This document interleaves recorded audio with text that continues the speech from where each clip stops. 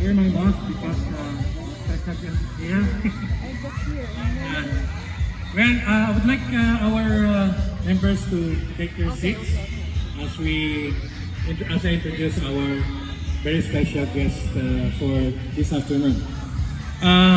We've been waiting for him, and our apology for our guest because most of the members have already gone home. We started at 1, but we have a few of our leaders in here waiting for you. Because some have appointments and have to go to work. Anyway, mga kapatid, brothers and sisters, our colleagues in our fight towards our programs, development, and empowerment in our community, our guest this afternoon is no stranger to us. I don't have to introduce him because his name is all over.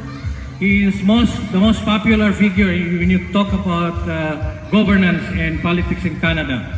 This guy came here to Canada as a refugee. He emulates a life of success because he came here, he struggled, he strived, have a good education, and he acquired the Canadian dream. And as a matter of fact, he is now serving back the community. He was once a Minister of Immigration, and during the time when he was the Minister of Immigration, no other immigration minister has done what he has done and will ever be able to do what he has done. The next public servants who will follow him in the office that he occupied will only be a caretaker of his legacy. His footstep is too large for them to fill up. Now he is the Minister of Child, Family and Social Services, and he is now doing revolutionary changes in this department that he is now handling, extending housing affordable to everyone, extending supports to children, extending supports to families. So he is really an example of empowerment. That's why we have adopted him as the honorary father of all the Filipino immigrants. Our honorary father of the Filipino immigrants. He has never failed in a single event that we have. No matter how busy he is, other public officials will ask, oh, do you have a stage there? Oh, are they my constituents? But he comes regardless of politics. He comes regardless of whether you are his constituents or not, because he served the entire Canadian people. I'm very proud to present to you, again, our father, the father of Filipino migrant workers, our very own Minister Ahmed Hussein.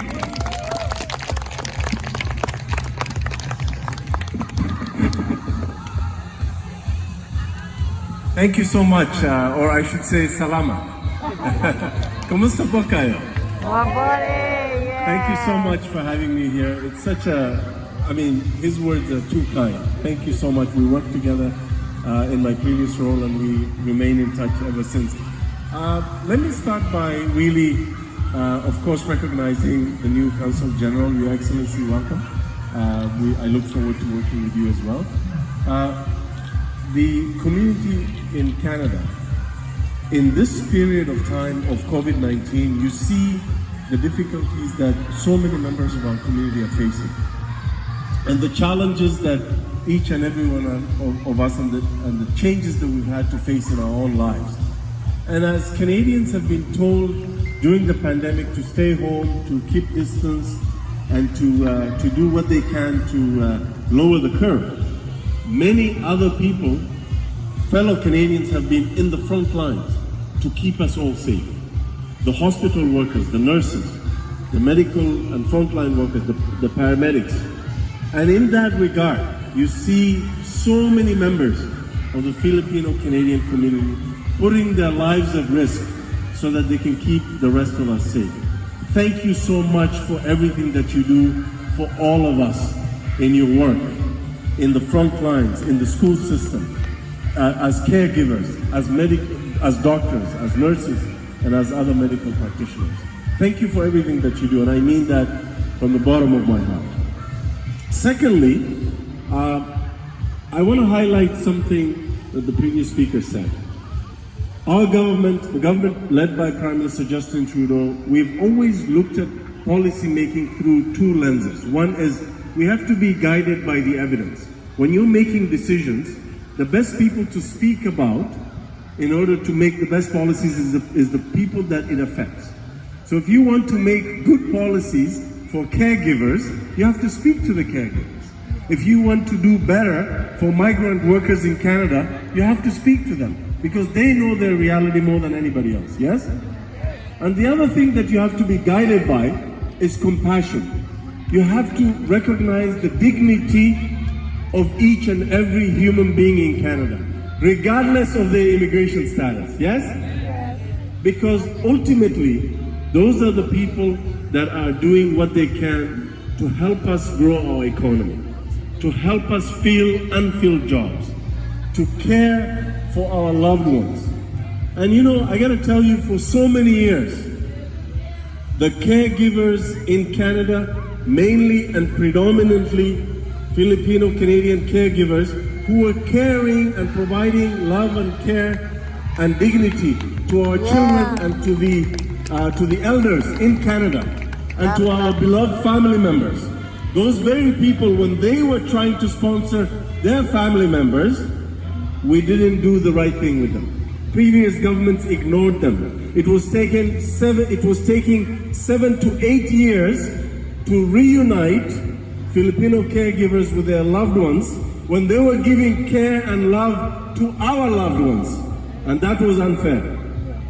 And through your efforts, as Minister of Immigration at that time, I met with them in the summer of 2018, and I heard really tragic stories of caregivers who hadn't connected with their family members for 7 years, 8 years, 9 years, who are suffering from the effects of a really unfortunate backlog in our immigration system. And I didn't know at the time what the solution would be, but I knew one thing. I knew that that was not a compassionate system for them. I also knew that that was not the right thing to do by them, and that Canada could and must do better for them.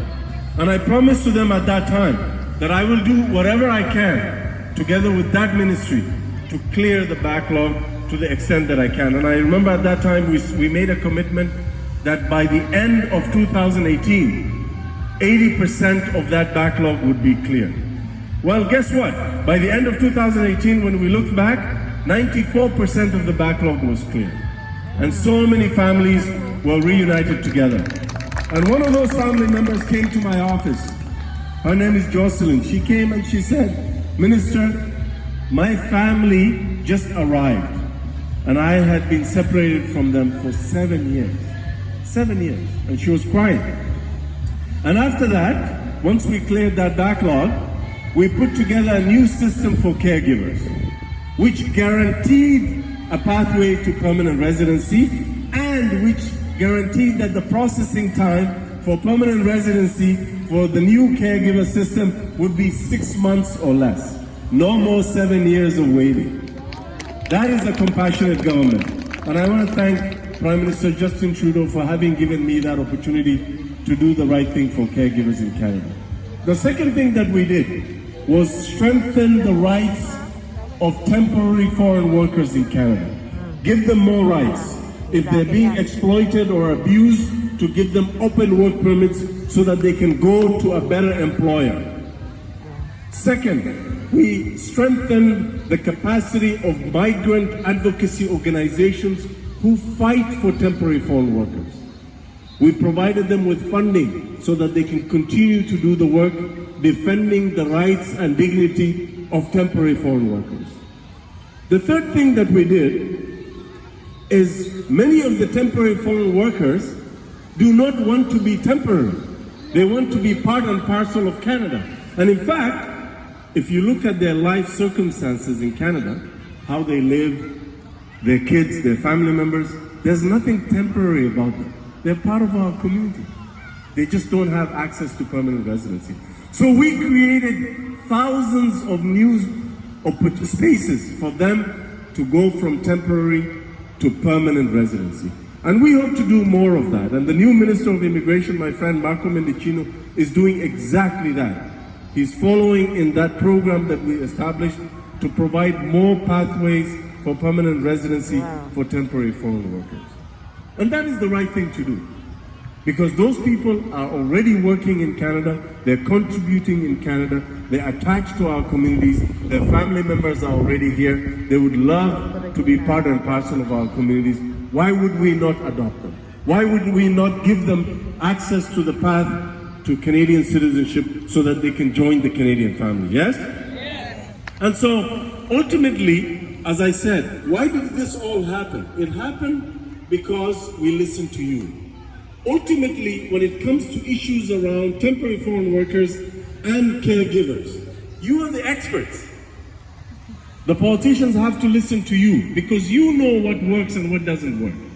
You know what measures have to be put in place to always make sure you have a better environment, you have a better work environment, you have a better legal environment, that your dignity is respected because you're making a contribution. Make no mistake about it. The contributions that you continue to make in Canada are invaluable, and we should say thank you and salamat every day to you, because those contributions are invaluable in the sense that you're providing care and dignity to our loved ones. When you provide care to children, their parents become free to go to school or to go to work and make more money. When you provide care and dignity and love to elders or people who have medical issues, you free their other family members to participate in the economy, to go back to school and improve their life.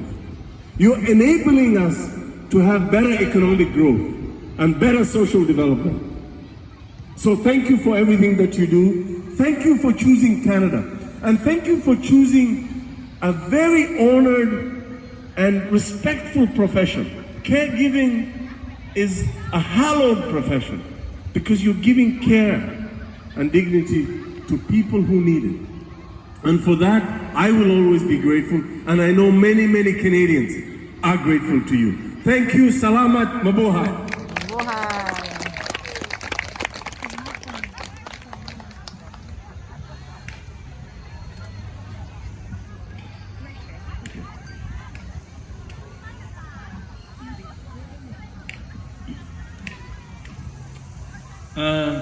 Honorable Minister, please accept our simple appreciation to you, and we would like to give this certificate of appreciation for all the things that you have done to the Canadian people in general, but most importantly to the Filipino community in particular during the COVID crisis. You have taken care of us. We have taken care of us financially, sense of security, and continued hope that after this crisis we'll still stand up strong. And for that reason, we would like to give this certificate of appreciation to you, and let me read this one. This certificate of appreciation is awarded with sincere gratitude to Honorable Ahmed Hussein in deep appreciation of his extraordinary endeavors and efforts as Minister of Families, Children, and Social Development in ensuring the safety, well-being, and health of all Canadian residents in general and the Filipino community in particular in the midst of COVID-19 pandemic crisis and way beyond this unprecedented time. His endeavors, efforts, and his love for the Filipino community will forever be treasured. Given in Toronto this Saturday, 12th day of September 2020, in the occasion of the 3rd Filipino Migrant Workers and Caregivers Day, I would like to request the available leaders to come here in front of the different organizations, SIA, RAM, the nurses and the caregivers, and Silayan Multicultural Centers, all the organizations that are represented here, please come in front and join me in giving this certificate of appreciation this 12th day of September 2020 in the occasion of the 3rd Filipino Migrant Workers and Caregivers Day. Signed, Toronto Council of Filipino Associations. Thank you so much. And